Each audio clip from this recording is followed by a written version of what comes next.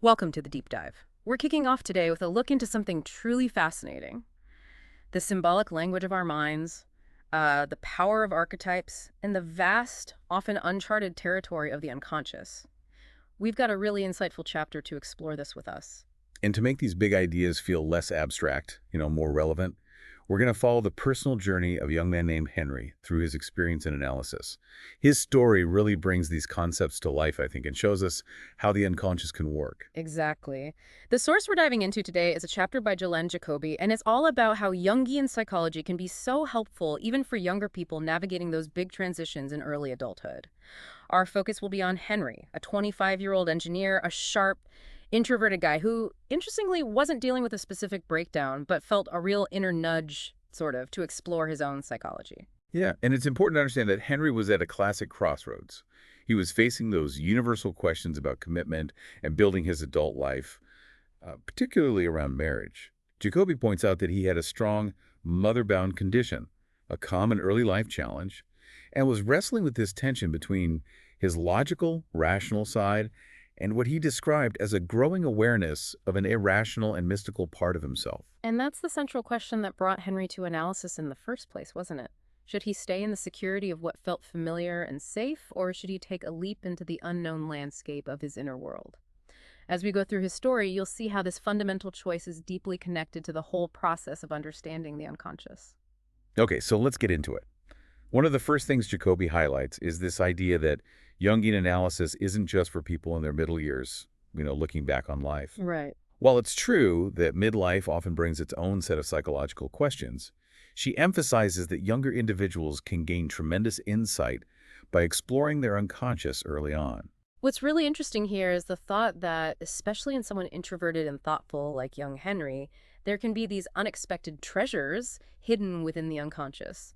Bringing these to light can be incredibly beneficial, helping to build a stronger sense of self and providing the inner resources needed for genuine personal growth as we mature. Yeah, like discovering hidden talents or untapped potential. And this really highlights the importance of dream symbols, which Jacoby shows us are key to this process. hmm We also get a picture of Henry's family background, which you can already see might have contributed to some inner conflict. His father was a Protestant physician coming from a more traditional, perhaps emotionally reserved background, someone who held high moral standards. And then we have his mother, who was quite different, a dominant Catholic figure from a family with academic and artistic leanings. Jacoby describes her as having a real spiritual depth, even though she could be strict, and notes that she was impulsive and romantic, even mentioning her fondness for Italy. That contrast between a more reserved Protestant father and a more expressive Catholic mother raising their children in the father's faith, well, it likely created some interesting dynamics in Henry's inner world. It's like having two different internal compasses.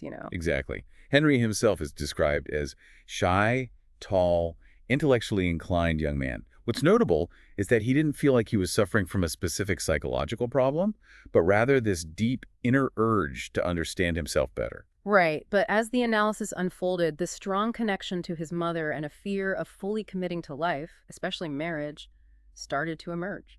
He had just finished his studies, started a new job, clearly at a significant turning point. His own words, when he initially reached out for analysis, really speak volumes, don't they? He recognized he was at this crucial juncture, facing this choice between staying in a comfortable but potentially limiting security or venturing onto an unknown way that held the promise of hope. It really sets the stage for his journey of what's called individuation. And individuation, for anyone who might not be familiar, is a central idea in Jungian psychology. Think of it as the lifelong journey of becoming a complete, whole individual by integrating all the different parts of yourself, the conscious bits we know, and the unconscious aspects that are hidden. It's like putting all the pieces of your own unique puzzle together. And this process is clearly at the heart of Henry's experience. Definitely. Before we get into his dreams, Jacoby shares a couple of early childhood memories that, well, they might seem simple, but they held significant symbolic meaning for Henry's later psychological development. Oh yeah, the first one from when he was just 4.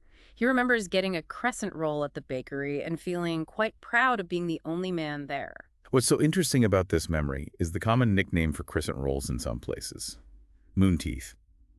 Jacoby points out that this immediately links the memory to the moon, and symbolically, to the powerful feminine principle. Right. So for young Henry, confronting this feminine power in a small way and feeling like the only man present who could handle it was clearly a moment on pride for him. You can even see the visual connection, the crescent shape in the moon, and those ancient goddesses often associated with it. Then there's another memory from when he was about 5. He remembers building a toy barn, a square structure that he even added little battlements to. He felt really proud of this achievement, but he was deeply hurt when his sister just dismissed it, casually saying he was on holiday all year anyway. Ouch. And Jacobi highlights how this seemingly small childhood incident actually foreshadows some of Henry's later struggles, doesn't it? Struggles with feeling secure in his own masculinity and that internal conflict he felt between his structured, rational side of the barn and the more free-flowing, maybe less valued world of fantasy and play the holiday. Yeah, the dismissal of his creation clearly had a lasting impact. And as we'll see, these themes echo in his very first dream after starting analysis. Okay. Which brings us to Henry's initial dream after his first consultation. It's a really rich and complex dream, and Jacobi emphasizes that the first dream in analysis often has a special anticipatory value. She explains that making the decision to explore your unconscious can stir up really deep levels of your psyche, allowing these powerful universal symbols, what Jung called archetypes, to surface. So the dream starts with Henry on an outing, right? With people he doesn't know, heading towards the Zinalrathorn mountain, starting in Semadin. After a short walk, the group stops for some kind of theatricals, but Henry isn't given an active part to play. He specifically remembers a young woman in a sad, pathetic role, wearing a long, flowing robe. Then around midday, Henry decides to continue on his own towards the mountain pass, even leaving his equipment behind. But then, somehow he finds himself back in the valley, completely disoriented. Right. He wants to rejoin his group, but he doesn't know which way to go and feels hesitant to ask for help. Eventually, an older woman shows him the right direction. So his climb begins again, but from a different starting point. This time, he's going up along a cogwheel railway on his right side, while on his left, little cars keep passing him. And in each one, there's a hidden, bloated little man wearing a blue suit, and Henry hears that they are dead. He feels this anxiety about being hit from behind, but it never actually happens. Finally, when he gets to the point where he needs to turn off the railway, there are people waiting for him who then take him to an inn. Suddenly, a cloudburst happens, and Henry realizes he doesn't have his equipment, his backpack and motorbike, and he regrets it. But he's advised to just wait until morning to get them, and he agrees. So Jacobi then looks at Henry's personal connections to these dream elements. Samadin, for instance, was the hometown of Jungian, a Swiss freedom fighter. Ah, okay. So that immediately brings in the idea of seeking freedom, which is so relevant to Henry's own inner struggles. And the theatricals reminded Henry of Goethe's novel, Wilhelm Meister's Apprenticeship, which is all about a young man's journey of growth. Right. And the woman in the dream, with her romantic appearance, resonated with Henry's image of his mother and also seemed to represent his own unconscious feminine side, what Jung called the anima. His association of her with Buckland's painting Island of the Dead hints at his underlying feelings of depression and isolation, doesn't it? The solitary figure, the coffin, themes of death and being alone. Exactly. And what's really striking is what Jacobi calls the double paradox. In Buckland's painting, the boat seems to be going away from the island, and the priest-like figure is both male and female, mirroring Henry's own inner conflicts and the undifferentiated opposites within him. Wow. Then there's the figure of the wise old woman, a classic archetype representing inner wisdom. That reminded Henry of his analyst Jacobi herself and also a character, a charwoman, in Priestley's play They Came to a City. Yeah, that play is about people searching for an ideal place after some kind of challenge, and the charwoman wants a room of my own, highlighting this theme of seeking independence and self-reliance, which also reflects Henry's own desires. And the cogwheel railway, well, not surprisingly for an engineer, connected back to his childhood memory of building that toy barn with the little battlements. So Jacobi then starts to unpack the broader meaning of the dream itself. The excursion can be seen as a direct parallel to Henry's decision to undergo analysis, often symbolized as a journey of self-discovery. She even draws a fascinating comparison to Dante's Divine Comedy, where the traveler faces obstacles as he ascends, suggesting Henry might also experience disorientation as he begins his inner journey. The mountain climb itself represents that upward movement from the unconscious towards greater conscious awareness. The starting point, Samadin, with its link to the freedom fighter Janash, is interpreted as a positive sign for Henry's own fight for inner freedom. His struggle to break free from his strong ties to his mother and his fear of fully engaging with life. And the destination, the Thorn. With rot, meaning red, it touches on Henry's less developed feeling side, as red is often a symbol of feeling or passion. And horn subtly echoes the moon teeth of the crescent roll from his childhood, again connecting to the feminine principle. It's like the dream is already hinting at some of the key areas Henry will need to explore. Yeah. That brief stop for theatricals really underscores his tendency toward being passive, observing life from a distance rather than actively participating. Right. Jacobi points out that even though theater is an imitation of life, it can still allow for inner development through identification with the characters, much like psychodrama. So even his role as an observer could hold some value for his inner growth. Henry's being drawn to the romantic woman in the dream is quite understandable, given her connection to his mother and her representation of his own anima. The link to Island of the Dead strongly suggests his underlying feelings of depression and the still undifferentiated nature of the opposing forces within him. It's like he's carrying a sense of sadness and unresolved conflicts. Then we get to that pivotal moment where Henry feels this need to continue on alone to the mountain pass. Jacobi explains that a mountain pass is a common symbol for a situation of transition, a turning point leading to a new way of thinking. And leaving his equipment behind signifies that his usual, more intellectual approaches might actually be a hindrance now. He needs a new way of navigating his inner landscape. It's like saying, my usual tools won't work here. I need something different. But his failure to reach the pass and finding himself back in the valley reveals a really crucial aspect. While his conscious ego, his I, desires progress, other parts of his psyche, the other members of the party, are still passive, not ready or willing to follow. Jacobi reminds us that figures in our dreams often represent different unconscious aspects of ourselves. It's like his inner team isn't all on board with the same goal yet. His feelings of helplessness and shame then lead him to the wise old woman. That powerful archetype representing the inherent wisdom of the eternal feminine. His hesitation to accept her help highlights a potential resistance to the sacrificium intellectus, the need to perhaps look beyond purely rational thought. Jacobi tells us this will be a recurring theme. It's like his intellect is saying, I can figure this out myself, even when he needs to tap into a deeper wisdom. The connection to the charwoman in Priestley's play reinforces this idea of a turning point in the pursuit of independence. Her desire for a room of my own mirrors Henry's own need for his own psychological space. The advice in the dream to start his climb from a different spot really signifies the necessity of a shift in his old attitudes for genuine growth. The cogwheel railway, likely reflecting his technical background, being on the right or conscious side, emphasizes the deliberate effort he needs to make. Now, those little cars coming down from the left, the unconscious side, with those hidden, bloated men in blue suits. Wow, packed with symbolism. Jacobi suggests these could represent sterile, intellectual thoughts, ideas that have become lifeless and rigid. Blue often associated with thinking. And the fact that they are described as dead, seemingly from a deeper source within the dream, is interpreted as an intervention of the self, right? That deep, undeniable knowledge rooted in the collective unconscious. Exactly. It's like his deeper self is saying, these old ways of thinking are no longer alive. This insight within the dream marks a turning point, allowing Henry to finally move in a new, more conscious direction. Reaching the waiting group at the top signifies him becoming aware of previously unknown aspects of his personality. His solo accomplishment in facing those initial challenges actually strengthens his ego, his sense of self, and allows him to rejoin the collective, finding support.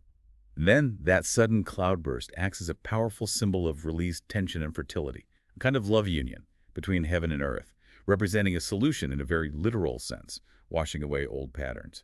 His subsequent reunion with his backpack and motorbike symbolizes his renewed need for social connection after this phase of individual strengthening. Accepting the advice to wait until morning shows him submitting to external guidance again, first the old woman, then a collective rhythm. It marks progress. So overall, Jacobi concludes that this very first dream was incredibly promising. It beautifully illustrated the conflicting forces within Henry and offered a glimpse of the inner development possible through analysis, though it wouldn't be easy. Yeah, the contrast between his conscious desire to move forward and his passive tendencies, his sensitive feelings, versus his over-reliance on intellect. It's all laid out there in this really powerful initial dream, like the unconscious is showing him the map. Moving forward, Jacobi notes that the core issues from that first dream, the vacillation, hiding behind intellect's fear of the world and marriage due to the mother tie, actually reappeared in many subsequent dreams. This inner ambivalence is quite common for young men nearing adulthood. Although Jacobi does point out that Henry's inner maturity seemed to lag a bit behind his actual age, which can be a challenge for introverts. Right. The fourth dream he recounts really illustrates this state. He dreams of being in military service or long-distance race, something he feels he's experienced endless times before. And he never reaches the finish line, always feeling like he's going to be last. The setting includes a wood with dry leaves, a slope down to an idyllic brook with a dreamy female figure that reminds him of another Buckland painting. Later, a dusty road leads towards a village as night falls, and he finds himself asking for directions to a road over a 7-hour mountain pass. It's like he's stuck in this recurring scenario of not quite making it. But this time the dream takes a slightly different turn after he passes that willow-bordered brook. He enters a wood and sees a doe, which quickly runs away, but Henry feels pride just for having observed it. The doe appears on his left side, and then he turns to his right, and that's where he encounters these three really strange creatures, half pig, half dog, with kangaroo legs and undifferentiated faces with drooping dog ears. And he wonders if they might just be people in costumes, which makes him remember dressing up as a donkey for a childhood circus. Jacobi immediately points out the clear parallels with the first dream, the dreamlike female figure, the Buckland Association, emphasizing this melancholic mood with the dry leaves. This inner melancholy seems familiar territory for Henry. The military service or race setting symbolizes the typical path, something Henry consciously doesn't want to conform to. Hence the déjà vu and the feeling he'll never reach the goal, indicating underlying feelings of inferiority. The road to Humbrecticon in the dream reminds him of his secret desire to break away from home. But, like the first dream, his attempt seems to fail, leading to disorientation and needing directions, suggesting a lack of inner guidance. This is where Jacobi emphasizes the compensatory nature of dreams. Henry's conscious ideal of a romantic, ethereal maiden is balanced in his unconscious by these strange, primal, female-like animals. These creatures symbolize his world of instincts in a feminine form. The wood itself often represents the unconscious, a darker place where raw instincts reside. His unconscious is showing him a different side of the feminine. The doe initially appears as shy, innocent femininity, but it's fleeting. It's quickly replaced by those three mixed-up animals representing a more undifferentiated instinctuality, a kind of confused mass with raw potential. Their lack of distinct faces signifies a lack of conscious awareness of these drives. Like the basic building blocks are there, but not yet formed. Jacobi also explores the symbolism of the individual animals making up these creatures. The pig can connote base desires, the dog loyalty but maybe promiscuity, and the kangaroo motherhood and nurturing ability. The fact that these traits are all mixed together, contaminated, suggests a very rudimentary, undeveloped state. Jacobi even connects this to alchemical imagery, where the prime material, the starting point for transformation, is often monstrous mixed creatures. Psychologically, this symbolizes that original total unconsciousness from which our conscious ego eventually emerges and matures. Henry's attempt to rationalize these creatures as people in costumes reveals his fear of confronting these deeper primal aspects. It's a natural reaction, right? To feel afraid when encountering such seemingly inhuman monsters within our own psyches. They represent the untamed, raw unconscious we often try to hide. He's trying to put a familiar label on something unfamiliar and threatening. Another dream illustrates this fear of the unconscious depths even further. He dreams of being a cabin boy on a sailing boat that's completely still, yet its sails are paradoxically spread. His task is to hold a rope fastening a mast. And the weird part, the railing of the boat is actually a stone wall, and he is explicitly forbidden from looking into the water. Jacobi interprets this as Henry being in a really precarious psychological state, a kind of borderline situation. That stone wall railing is both protection, keeping him from falling, but also an obstruction, preventing him from seeing the forces beneath the surface. All these images underscore his underlying doubt and fear of his own inner world, those unconscious depths. He's on the edge but afraid to look down. And Jacobi points out this fear often goes hand in hand with a fear of the feminine element, both within himself, his anima, and in relationships with real women. He experiences this push-pull, fascination, and terror, wanting to flee to avoid being prey to this force. He's struggling to reconcile his primal, animalistic sexuality with his more idealized view of women, trying to keep them in separate boxes. And typically for someone with a strong mother tie, Henry found it hard to connect both feeling and sexuality to the same woman. His dreams repeatedly showed this desire to break free. We hear about a dream where he imagined himself as a monk on a secret mission. Which Jacobi suggests could represent an unconscious desire to escape into a more ascetic life.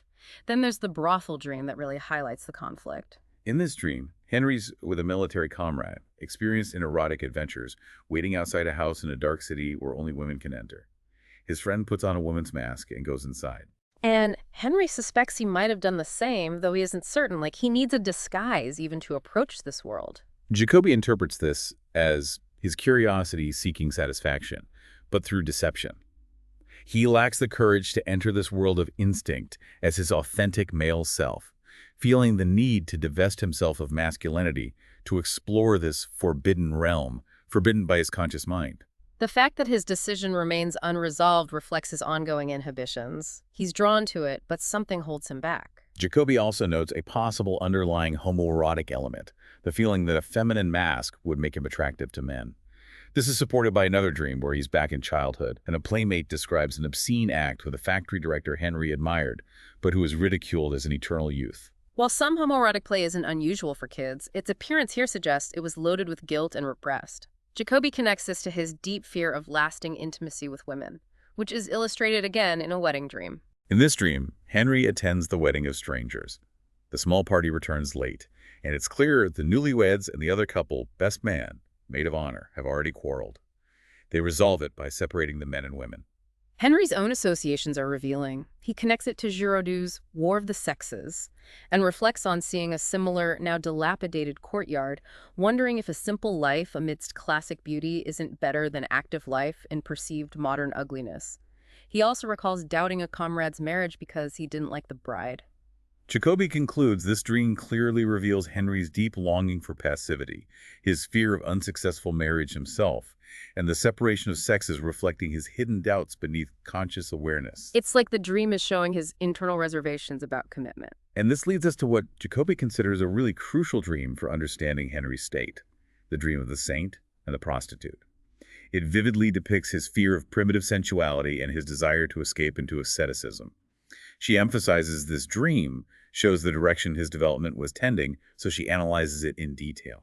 Okay, so in this dream, Henry's walking on a narrow mountain road, deep abyss on the left, steep rock wall on the right. Along the side, caves offer shelter.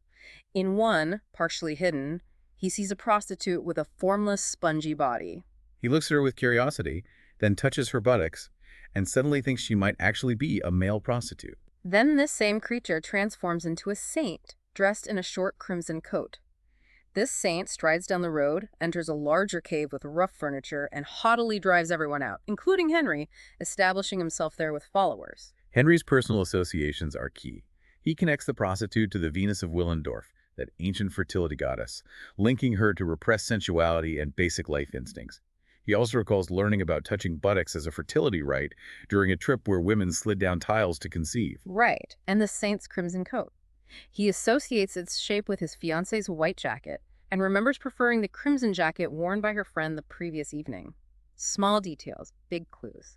Jacobi then explains that if we see dreams as self-representations of the unconscious, this dream perfectly captures Henry's psychic state.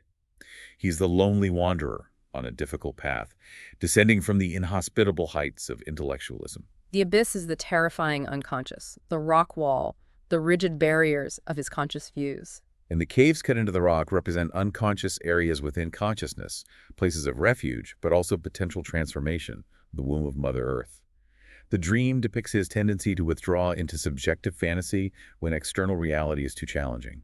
The prostitute, formless, half-hidden, symbolizes the repressed image of woman in his unconscious tabooed by his inner mother, yet secretly fascinating. Common for men with strong mother complexes, Jacobi notes. Seeing her from behind signifies avoiding full confrontation, focusing on purely sensual aspects rather than integrating feeling. His touching the buttocks represents an unconscious, primal fertility rite, almost animalistic. The sudden thought she might be male introduces sexual uncertainty, lack of clarity about his identity, not uncommon during adolescence, and hinted at before. Repressed sexuality might contribute to this confusion. The dramatic transformation into a saint completely eliminates the sexual element. It strongly suggests that for Henry, the only way he currently conceives of escaping his sexuality is through asceticism, a spiritualized existence. These sudden reversals are common in dreams, showing how opposites can transform.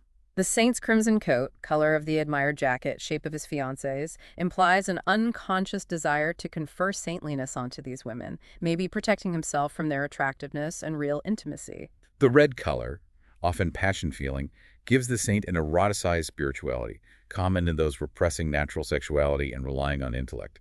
Jacobi emphasizes this complete escape from the physical is ultimately unnatural for a young person needing to integrate sexuality. The dream reminds him of this crucial part he's avoiding. Then the saint leaves the small cave for a larger one with rough furniture. Evoking early Christian worship places a holy space for transformation.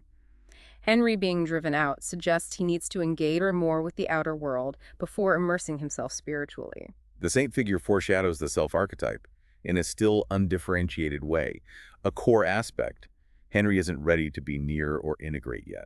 This really powerful dream seemed to mark a significant shift.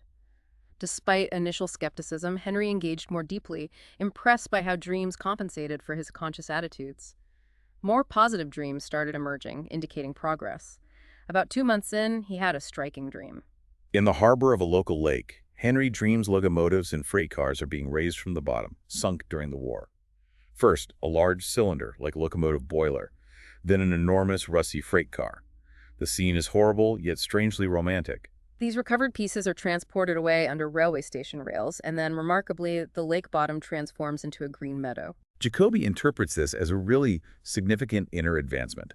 Locomotives, symbols of energy, dynamism previously repressed, are now being brought to light, available to consciousness. The freight cars represent valuable psychic qualities, resources now accessible, offering potential power and capacity for action.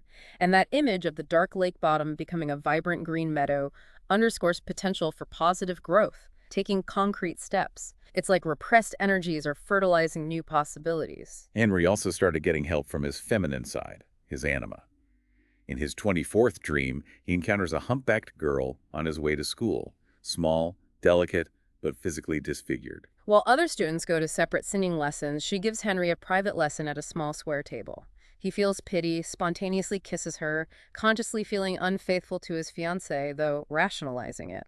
Jacobi explains singing often symbolizes direct expression of feelings, something Henry struggled with, knowing it only in an idealized, disconnected way.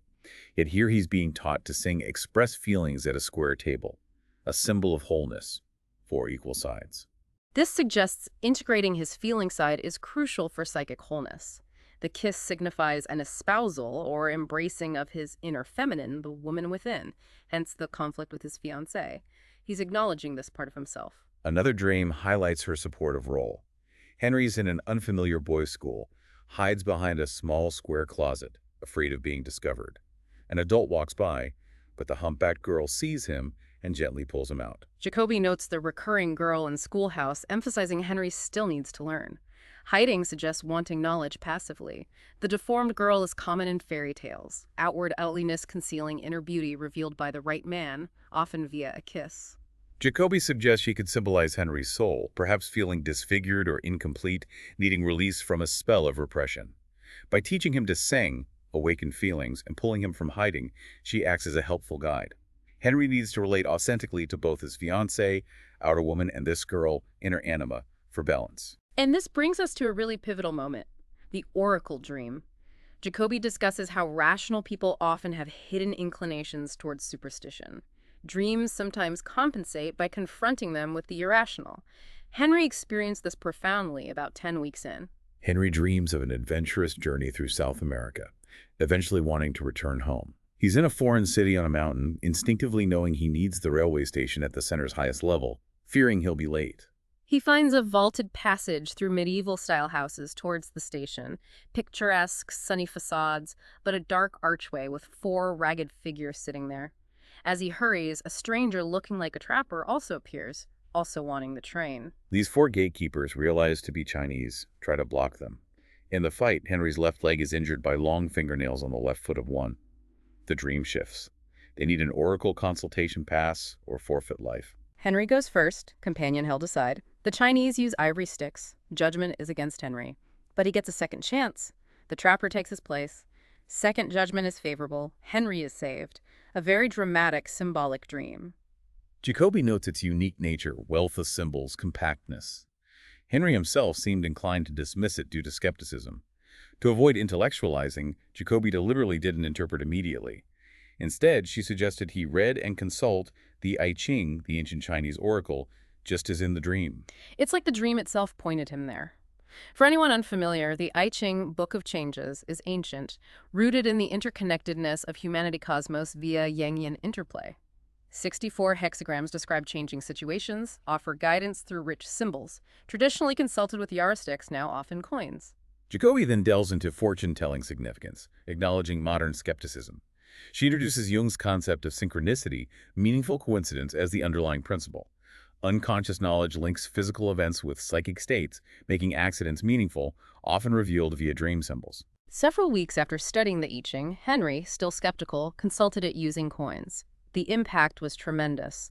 The oracle received contained startlingly direct references to his dream imagery and psychological state.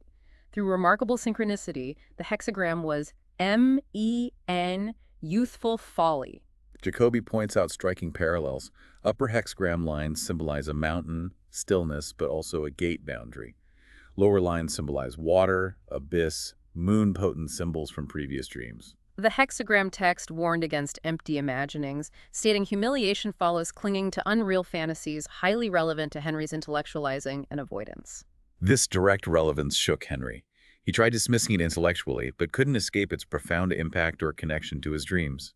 The I Ching's message, though enigmatic, resonated deeply, overwhelming him with the irrationality he'd long denied. He became agitated, left his session early, canceled the next. Jacobi wisely gave him space to process. About a month later, Henry reappeared, excited and disconcerted, recounting the intervening weeks. His intellect suffered a shock he tried suppressing. But he couldn't deny the oracle's persistent influence. He intended to consult again, mirroring the dream's two consultations. But remembered, the youthful folly hexagram forbids a second question.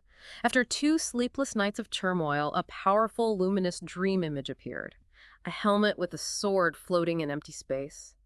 Immediately, Henry spontaneously reopened the I Ching to a commentary on Chapter 30, Li, the clinging fire. Astonishingly, he read, the clinging is fire. It means coats of mail, helmets. It means lances and weapons. At that moment, he understood why a second intentional consultation was unnecessary. In the dream, his conscious ego, Henry, was excluded from the second consultation. The trapper, Shadow, consulted. Similarly, his almost unconscious act of reopening the I Ching randomly provided the second answer via a symbolic image coinciding with his dream vision. Incredible communication from the unconscious. Jacobi emphasizes Henry was profoundly moved. Now is the time to interpret the transformative oracle dream. Given the events and imagery, dream elements represented facets of Henry's inner personality. The 6 figures personified his psychic qualities. These rare dreams of transformation often have lasting after effects. Given the vivid, unusual imagery, Henry had few personal associations. He mentioned a failed job application in Chile related to being unmarried, and recalled the Chinese custom of long left fingernails symbolizing meditation over work. Jacobi then offers symbolic interpretations. South America, hot, southern, represents his unconscious realm, opposite his cultivated intellect and Puritanism, his shadowland. Initially longed for, he feels uncomfortable there. He's drawn back from these darker maternal powers towards his conscious world, mother, fiancé, realizing how far he drifted, feeling alienated, foreign city. Increased conscious awareness is symbolized by the city on a mountain, a common archetype for higher consciousness, revelation, inner transformation. Jacobi links it to the mandala concept, the region of the soul where the self resides. Interestingly, in Henry's dream, the self symbol is a railway station, a busy collective center. Jacobi suggests, for a less spiritually developed young person, the self is often represented by a personal, even banal object, perhaps compensating for high intellectual aspirations. Though Henry doesn't consciously know the station's location, he instinctively feels its central, highest point unconscious guidance. His conscious engineer mind might expect rational symbols, but the dream points elsewhere. The way leads under, through a dark, arched gateway, a threshold symbol, liminal space, danger, but potential union separation. Instead of connecting continents, he finds this gateway blocked by 4 ragged Chinese figures. Jacobi interprets them as undifferentiated aspects of his unconscious male totality, primitive, unintegrated parts. 4 often symbolizes wholeness. They block the way to the self, indicating these aspects need acknowledgement and balance. Unaware of danger, Henry hurries, encounters his shadow, unacknowledged, primitive side as an earthy trapper. This figure embodies repressed emotion irrationality, pushes past his introverted ego, becomes the carrier of fate. The climax, the fight. Henry's left leg scratch symbolizes a collision between his Western rational ego and ancient paradoxical Eastern wisdom, foreign, dangerous. The Chinese also represent yellow earth, grounded, chthonic quality Henry needs to integrate, a material aspect lacking in his intellectual emphasis. Recognizing them as Chinese signifies increased inner awareness of these opposing forces. The long fingernails on the left foot, like claws, indicate a perspective so different it injures him. His ambivalent attitude towards grounded feminine aspects, left leg, is harmed by confronting this alien wisdom. This injury, however, requires symbolic death collapse of his old intellectual philosophy for real transformation. The engineer's rational attitude must yield to balance. Repressed irrational elements manifest as the dream's paradoxes, a foreign oracle game demanding sacrificium intellectus surrender of the dominant rational ego. Yet, Henry's immature conscious mind isn't ready. He loses the turn of fortune. Life forfeits symbolically. He can't continue the old way or retreat. This is the crucial insight the great dream prepares him for. Then, his conscious ego is set aside. The primitive trapper consults. Henry's fate hangs. But when the conscious ego steps aside, unconscious contents, shadow figure, can help, especially if acknowledged. They become conscious allies. Because the trapper wins, Henry is saved. Jacobi notes Henry's behavior changed significantly after this. He became more receptive to unconscious messages. Analysis intensified, suppressed tensions surfaced, but now with growing hope for resolving inner conflicts. About 2 weeks later, another significant dream. He's alone in his room. Disgusting black beetles crawl from a hole onto his drawing table. He tries magically driving them back, mostly succeeds, but a few spread. He stops chasing his disgust lessons. Finally, he sets fire to the hole. A tall flame rises. Fears room might catch fire, but it doesn't. By now, Henry had skill interpreting his dreams. Black beetles, a darker qualities awakened by analysis, threatening professional work, drawing table. Hesitates, crushing like scarabs. Uses magic, inner resources to control them. Setting fire felt like invoking divine help, Ark of Covenant association. Jacobi digs deeper. Black, darkness, depression, death. Alone, introversion. Golden scarabs equals sun rebirth. Black equals opposite, shadowy, devilish. His instinct to use magic is insightful. Though some beetles remain, reduced numbers lessen fear disgust, he's starting to accept these darker aspects. Takes positive action, destroying breeding ground with fire. Transformation, rebirth. Jacobi notes in waking life, Henry became more proactive, though not fully utilizing this energy yet, which leads to another dream. An old man is dying, surrounded by relatives, including Henry. More gather, about 40 total, each giving precise self-descriptions. Old man groans about his unlived life. Daughter asks if it's due to cultural or moral reasons. No answer. Daughter sends Henry to a remote room to find the answer via fortune-telling cards. Yeah. Color of first 9 reveals reason. Expects a 9 card but turns up king's queens, disappointment. Finds mostly scraps of paper left, deck almost empty. Sister helps find 9 of spades hidden under a textbook notebook. Henry feels this means moral chains prevented the old man living his life. Jacobi interprets old man as likely representing a dying ruling principle of Henry's conscious mind, nature unknown. 40 people. Totality of psychic traits. Daughter's question, cultural versus moral, implies adherence to morals might have repressed natural feelings instincts. Daughter, anima, seeks the answer. Fortune-telling in remote room, answer distant from conscious attitude. Disappointment with king's queens, disillusionment with power symbols. Empty deck, depletion of inner world symbols, only scraps left. Needs feminine help, sister, to find answer. 9 of spades hidden under intellectual material textbook reveals core issue. Moral chains, likely fear of engaging life, committing to a woman prevented living. 9 magic number, perfected trinity. Spades words intellect. Black, death lifelessness. Dream declares unlived life and illness, stagnation from self-imposed restrictions. Jacobi concludes Henry couldn't ignore this message. Reason intellect alone insufficient. Needed unconscious guidance via dream symbols. Realization marks significant achievement, irrevocably moving from paradise of an uncommitted life. And then to definitively confirm insights, a final, powerful dream. After minor dreams, the 50th and last in this series appeared, filled with rich, complex symbolism of a great dream. This final dream has 4 parts, across one day. Evening. Friendly group of 4, including reserved girl pouring liqueur into tea. drinking liqueur Campari, tea at raw lumber table. Night, returning from drinking in Paris. 1. The Président de la République Française drunkenly urinates against snow mound, then sprays urine on baby carried by old spinster who blames child, hurries away. Morning. Gorgeous, naked Negro walking eastward towards burn in winter sun. Group, now in French Switzerland, decides to visit him. Noon. Long auto trip through snow to dark house in city. Meet mute Negro and equally dark servant. 4 friends offer gifts, characteristic of civilization, from rucksacks. Henry offers matches with deference. They join in happy feast. Jacobi interprets 4 parts, spanning day, as totality pattern, movement towards growing consciousness, evening noon, 4 friends unfolding masculinity, journey mirrors mandala structure moving towards unifying center. Evening, Lord Consciousness. Anima, reserved girl, joins. 3 vessels, feminine receptiveness, intermingling contents, sweet bitter red yellow, intoxicating sobering, unconscious communion. Girl catalyst for deeper recollection. Guiley, sensuality, joy, differentiation among 4. Ego, Henry plus 2, observes present, undeveloped feeling function, behaving instinctually, unconsciously, urinating. Inexhaustible urine, psychic libido, creative strength, even unpleasant image has positive aspect. Old spinster baby brown blanket, athonic counter image, Mary Jesus. Urination, travesty of baptism, potentially strengthening infantile potentiality. Morning. Turning point. Darkness, primitivity gathered in magnificent naked Negro. Real, true. Contrast, white landscape. Friends orient towards him, signifying movement into new psychic dimensions. Location shift. French Switzerland, fiance's background. Symbolizes accepting her psychology as transformation. Journey, East Swiss Paris, minus 180 turn or rising sunburn. Symbolizes striving for inner unity. Noon, highest consciousness. Henry's ego more compact. Winter landscape equals temporary lack of feeling. Mute Negro servant prevent verbal contact, requires feeling gesture. Gift sacrificium intellectus.